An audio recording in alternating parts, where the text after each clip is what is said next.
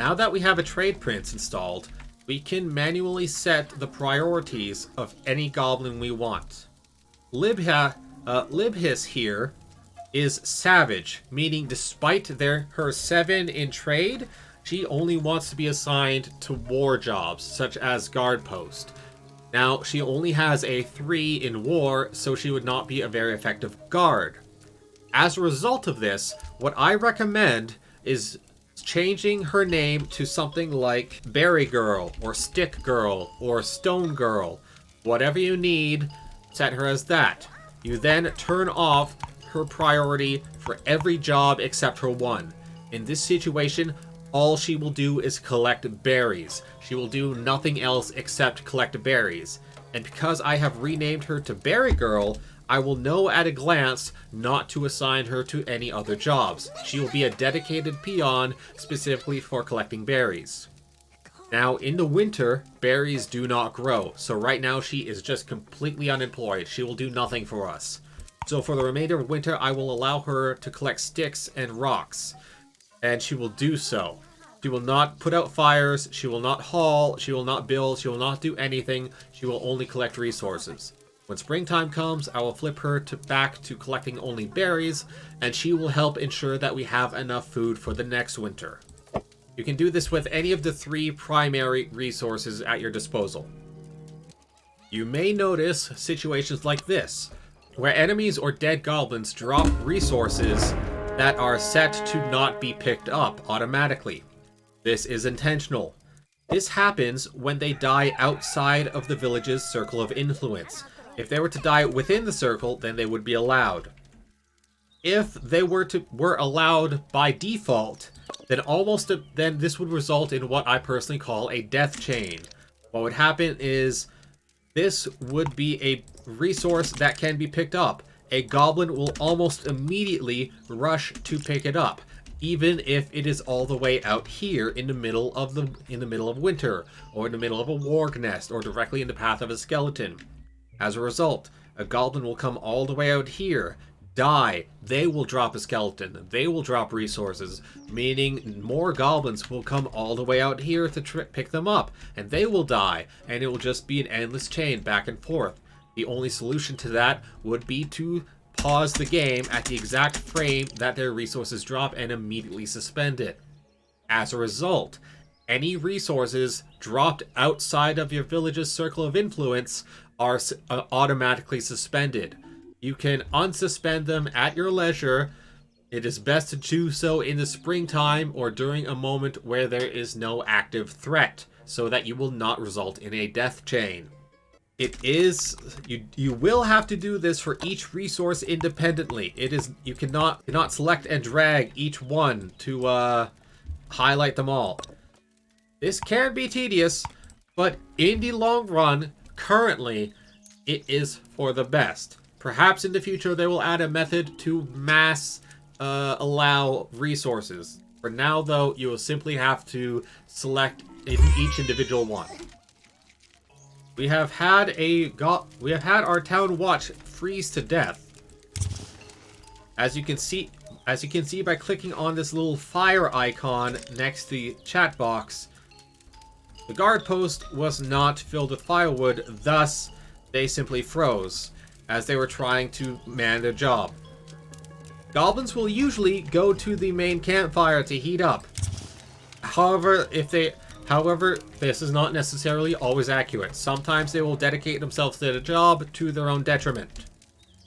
Any building that glows has firewood within it, and thus provides heat. If it is blue and not glowing, it is cold. That is why it is important to have a lot of firewood, and why it is important to have a lot of haulers, as haulers will deliver this firewood more often and in higher quantities.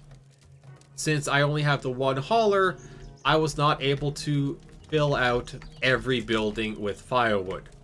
And as a direct result, I have lost my town watch. You will lose goblins. Goblins will die due to the cold and due to hunger and due to murder and so many other things. This is just something you will need to accept. Now, as the skeletons are here, I will tell my goblins to retreat. I will tell my goblins to go into defensive mode again. In hindsight, that may have been my fault. I may have forgotten to unselect defense mode, and that is why my guard froze to death, because they were on duty that entire time. So that death was likely entirely my fault. You need to remove defense mode between skeleton waves, as this will simply result in unhappy goblins and freezing guards. I am not too concerned, as I said, our king is capable of handling the first winter's waves. This time I will remember to unhit that. Oh, actually, there is one more.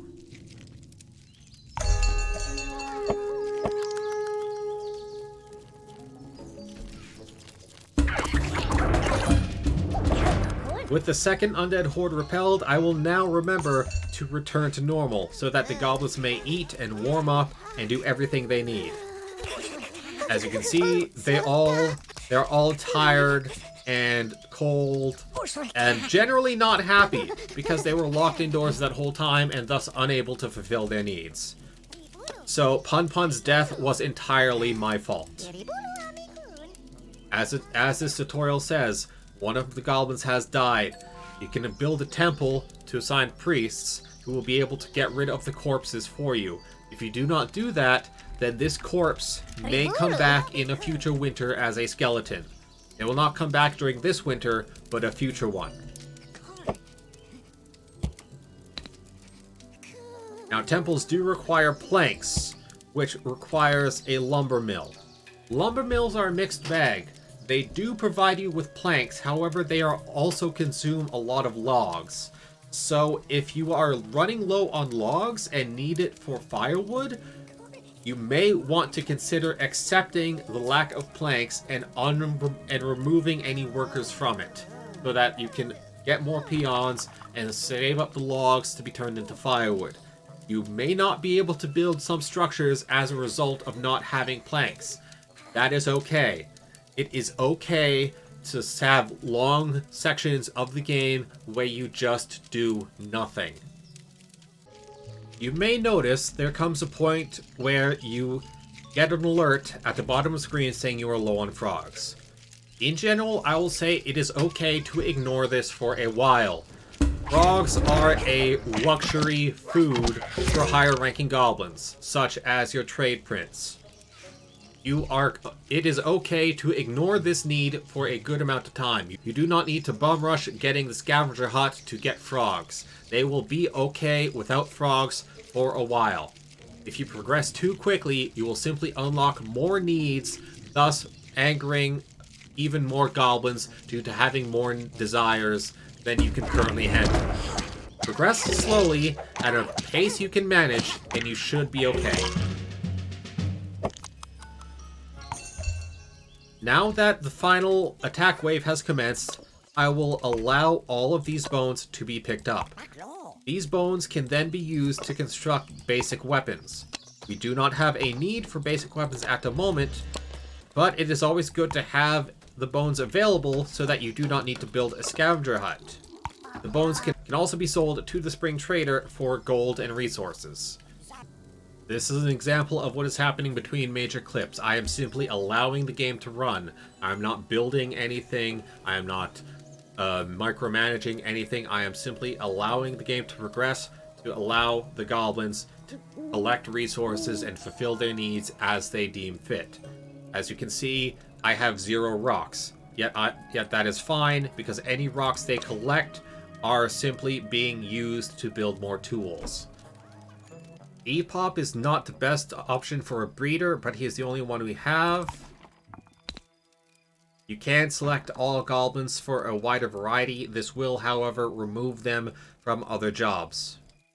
I need more trade-based goblins, so I'm going to allow Epop to become a breeder, despite the fact that this now puts 2 limiting traits on the inheritable traits list. This is not ideal. If I can replace Epop, I will. But right now, we need more goblins and more trade-based goblins. So I'm going to allow him to be there for the time being. As you can see, there is now a higher chance of breeding trade goblins rather than the others. Springtime has hit, identified by this green bar at the top. And by this icon, you can see that the traveling merchant has arrived. The traveling merchant is a very important resource. If you just barely squeaked by through winter by not having enough food or enough firewood, this is your chance to replenish. If I was at 0 berries or very few berries, the traveling merchant almost always has some berries on hand, so you can buy them to fulfill your needs. If you have no rocks, you can buy rocks. If you have no sticks, you can buy sticks.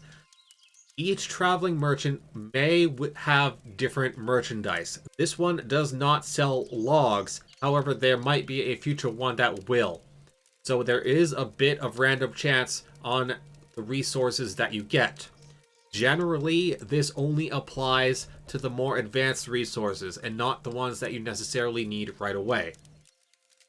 In this example, logs can be considered a necessary resource. However, he does still have many of the other resources we need. Now, we only have 6 rocks, so I am going to buy some rocks from him. Now, I do have 100 gold. However, he has 900. You are going to want to try and get as much gold as possible from the traveling merchant. This will be important later, and you will be glad that you did so now rather than needing it later and not having it.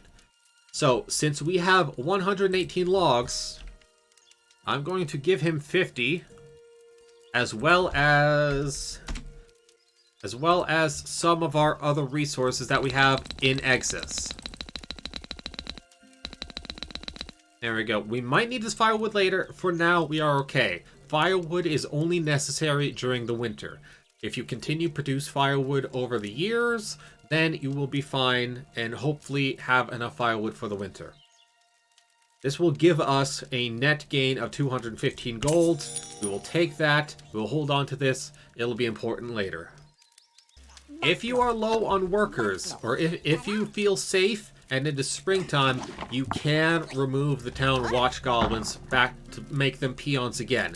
This is valid. You can do this. There is not a lot of danger in the spring through fall. There's primarily only threats in the winter. There can be a chance at a threat in one of the other seasons. However, it is not very common. So if you need more peons, removing the town watch is an acceptable method of gaining more quickly. As a general rule, you do not want to run low on peons. You can tell how many peons you have through this icon in the top left. I would say at minimum you want to have 4 peons. If you have less than 4 peons, you may want to consider removing someone from a job. I would also recommend bouncing around the jobs every so often, every springtime or so. Look for goblins who are at or near the age of 30. 27 is okay for now, but in a few more years, I'm going to want to remove Ripsnorter from the crafting hut job. Goblins reach old age at the age of 30 and begin dying. There's a little bit more leeway in this version than the earlier versions, where they almost immediately died at the age of 30. Now they can get to around 35. But if you have a goblin who is about 30 years old, you will want to make them a peon. This will make sure that you both have a steady supply of peons, due to all the elderly being peons, as well as not losing important jobs due to old age. If I were to leave Ripsnorter here as the toolmaker, then yes, I would have a good toolmaker for a few more years. However, eventually she will die of old age, and I will suddenly be out of a toolmaker. And if I miss that notification, then I will miss the fact that I am missing a toolmaker, which is a vital role. Jobs do not automatically get filled. You need to do it manually. So if the only people dying of old age are peons, which do get replaced automatically by new goblins becoming adults, then ultimately it is not as big of a loss. Having your elderly be peons is a lot less damaging than having your elderly filling important roles in the tribe. In situations like this, where I have built a lumber mill a fair distance away from a active storehouse, you may want to place another storehouse down near it. Hauler goblins are not locked to their specific storehouse. They will deliver resources from here to here, or from here to here. So I can leave this storehouse empty of workers if I need to. Again, storehouses share an inventory. You can place planks into this storehouse and pull them out at a storehouse in this location. One thing that should be noted that might be easily missed. Each season is not simply a fraction of a year. Spring and fall last for 1 year. Summer lasts for 3 years. Winter also lasts for 3 years. As a result, any babies born at the start of summer will become usable peons by fall. This can be very handy, as it means that during springtime you will gain more workers for the next winter. It is easy to not get this at the start, as, you know, spring, summer, fall, winter generally depicts 1 year. It does not work like that in Elderstone. It works on more Game of Thrones logic, where seasons last multiple years. One good thing to note is your population. You will want to build new warrens regularly to make sure that there is always room for growth. I have had multiple tribes go on the brink of death due to overpopulation because I did not make enough warrens. So, building a new warrens every so often to expand your area of circle of influence, or simply to give your goblins something to do, is always a good idea. It is better to have empty warrens than it is to have homeless goblins. Planks from the lumber mill are an important and yet also threatening resource. As I said before, planks use the same base resource logs as firewood. In general, firewood is more important than planks. So, if you are running low on firewood, or feel like you have enough planks, or are not building anything that requires planks at the moment, it is a good idea to remove your lumberjack from the lumber mill until you need them later. It is okay to have not enough planks. It is not okay to have not enough firewood. As you can see, the bones from winter are still lying here, not collected. That is fine. Goblins will prioritize automatically the most important jobs. So right now, they are prioritizing gathering rocks, as we have a more higher need for rocks than we do for bones. They will get to this eventually, it just may take some time. You need to be okay with that. If you are really desperate to get this cleaned up, you can click on the priority remove resource so that it has the up arrow. Like with the building, you can only have one prioritized resource at a time. So you will have to do this for each individual once if you are really intent on getting this mess cleaned up. That is why, in general, it is better to just leave it alone and let them pick it up on their own time. One thing you can do is click on the elder resource of a resource, such as this rock pile, or this tree, or this berry bush, and you can hit priority scavenge on it. This will make them focus on collecting berries, or collecting sticks, or collecting rocks, or whatever else. I will select all of these resources as priority. So if you're really desperate for a certain resource, you can also do that. Or you can do what I have done here with the berry girl and set her to only collect berries, ensuring that the only job she will be doing is collecting berries. Every so often you may get events such as this, where you get a little book opening up giving you 3 choices. Some of these choices may be grayed out due to you not having enough of a certain resource. In which case, you just choose whatever you can. You can choose whichever one you feel is most appropriate, or if you hover over them, you can see the chances of a result. In this situation, I have a 9% chance to lose one goblin, and 90% chance to have nothing happen. Here, I have a 50% chance to gain 100 berries and 100 sticks, and a 14% chance to lose Juju, and so on. You just need to weigh your options, take what ones you can do, and accept the ones that you can't, and hope for the best. This situation managed to work out for us. Generally, I believe those events only pop up maybe once every few years. Like, I don't think we're gonna see one until at least the middle of winter. So they're not too invasive. They're just a little thing that pops up every so often to help keep things interesting. As you can see here, I built a storehouse right next to the berry bush. This is just to ensure that any goblins collecting berries don't have to walk very far to drop them off. If you have an important resource or an important construction project going on, that's generally a good idea. As you can see, Berry Girl here gathers the berries, walks a short distance to drop them off, and then goes right back to collecting berries again. Does she always pick the most optimal berry bush? No. But are goblins the most optimal of creatures? Also no. One very important thing to do with your lumber mill is watch the goblin animation playing out. This is a very important thing to observe. Always observe this animation at least once per play session. Alright, as you can see, Ripsnorter has officially reached 30 years old, so I am going, despite them being the best tool maker we have, I am going to remove them from the job and replace them with the next best. Currently, that only gives us two options, Chitin and Croakank. Croakank is not going to be the best tool maker, however, they are going to be the best we have. It is better to have a mediocre young goblin working a job than a great old goblin working a job, because Croakank isn't going to drop dead of old age anytime soon. Whereas the other goblin, Ripsnorter, they are going to start losing health very soon, and as a result, they are going to die of old age.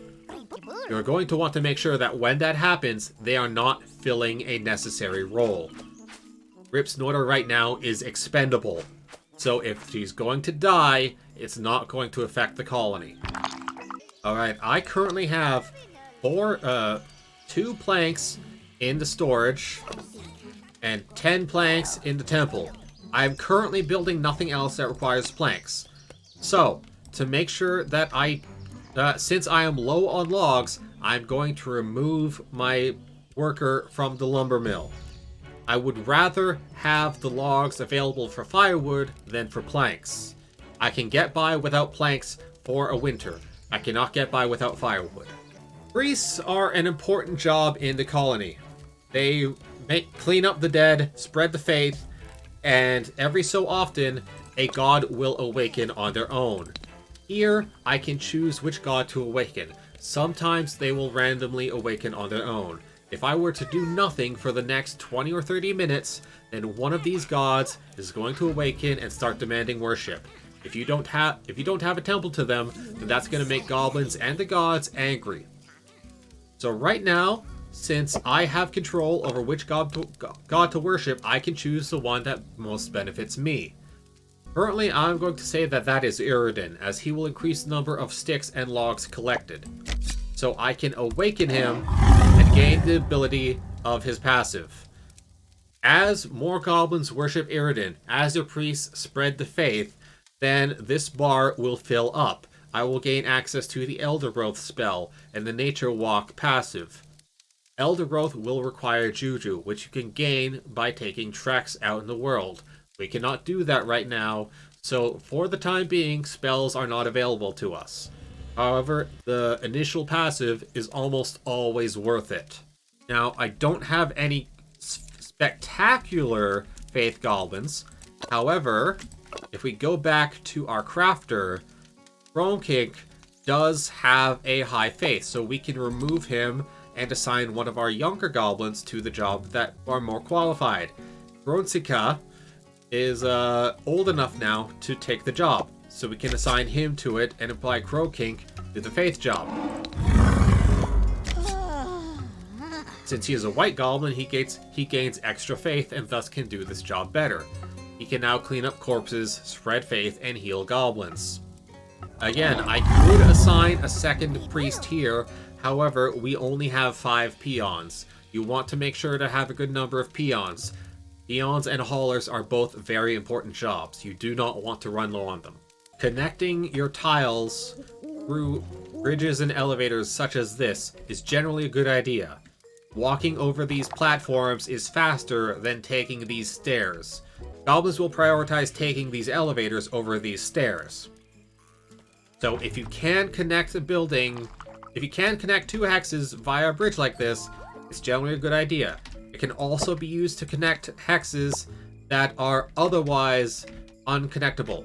For example, if I wanted goblins to come down here, they would have to take this route all this way to go around. And if none of this was built up, then they would have to go all the way around just to get down here to go up here. I have shortened that path by a lot simply by building 2 structures. If I were to build a building here and up here, then all 3 of these hexes would then be connected and be much easier to traverse. So be strategic with the bridges and platforms you place, as they can save your goblins a lot of time and a lot of effort. From this point, where I have a temple, a lumber mill, and various other structures built around, what I would want to do is build a scavenger hut to collect more resources, a weaver, blacksmith, and the mines in order to collect stone and iron, all so that I can build the Faith Hall and the War Hall. These will allow me access to the world map for raids. However, all of these require planks, and we are just about to hit winter. As a result, for the remainder of this winter, I will not be building anything. I will simply be surviving the winter so that we can make sure that we do not run out of logs. It is okay to spend a winter doing nothing. You can see we have a situation where 2 goblins are lacking faith. Don't worry about this too much. I do have a goblin preaching faith. We do not have any gods that are awake yet do not have temples. They will get to it. They will get to it eventually. As you can see, it was dealt with. As you can also see, I still have not collected any frogs, and we are still not burning down. You can wait on frogs. It is not going to ruin your village. I have just set up our second crafter. We are likely going to need simple weapons in the future. So what I'm going to do is simply this. The new crafter will build tools as well as weapons, whereas the more skilled crafter will focus on building tools. This will ensure that there is always more tools than weapons, so long as resources hold out. If I need to, I can also do this to make sure that each goblin focuses on their particular role.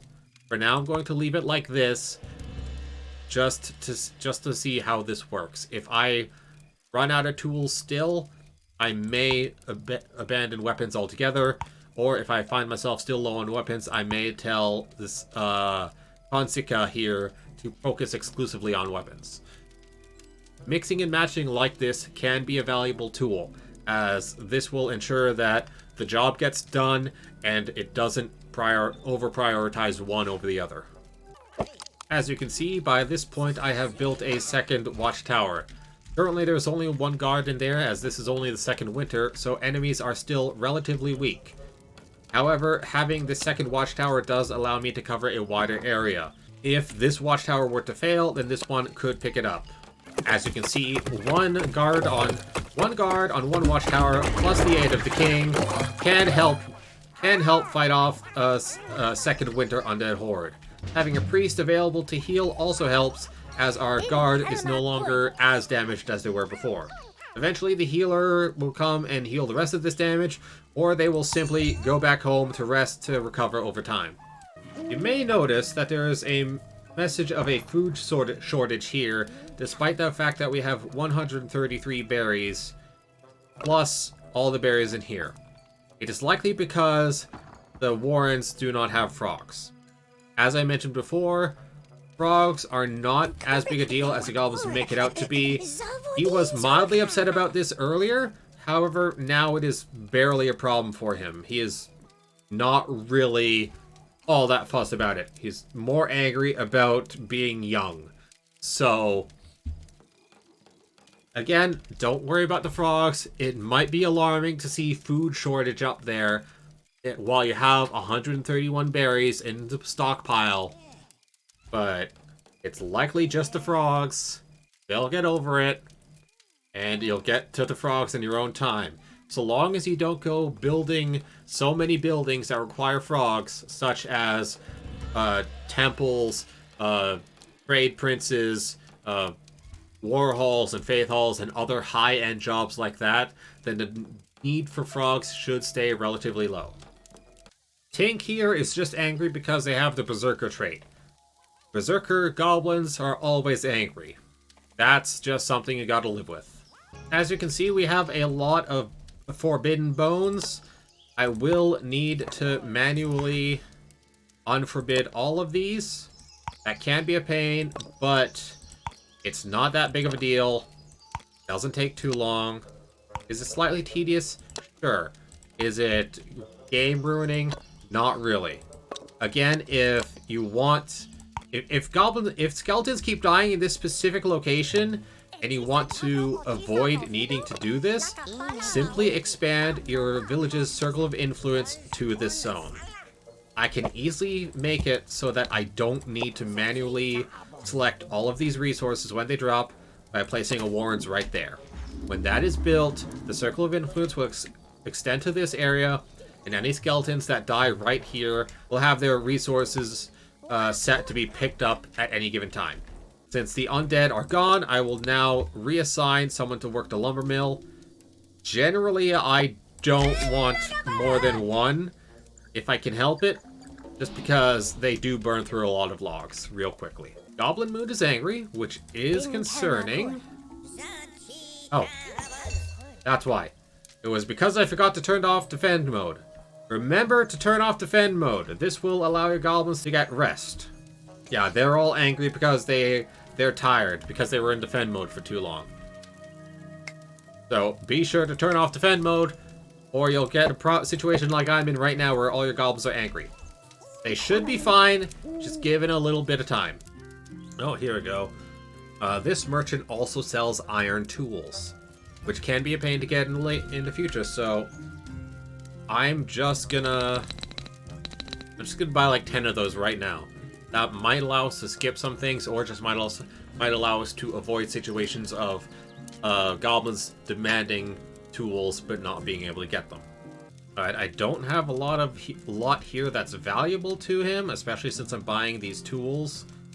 So I'm not going to make a lot of profit, but I'm also not making a loss here. That's generally what you want to go for. You want to hoard as much gold as you can. Oh.